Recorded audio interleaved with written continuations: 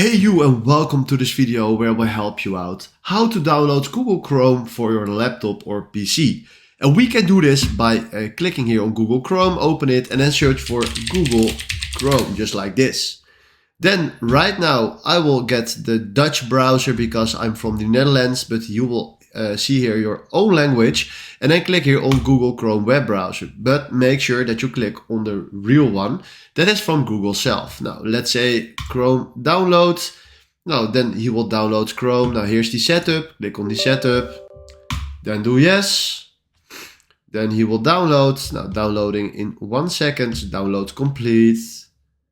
Installing. And after this, you will see that we have Google Chrome. So right now, if I put it just right here, we have Google Chrome, and this is exactly how you can do this. Alright, if you found this video helpful, please consider subscribing and give this video a like. And then for now, thanks for watching.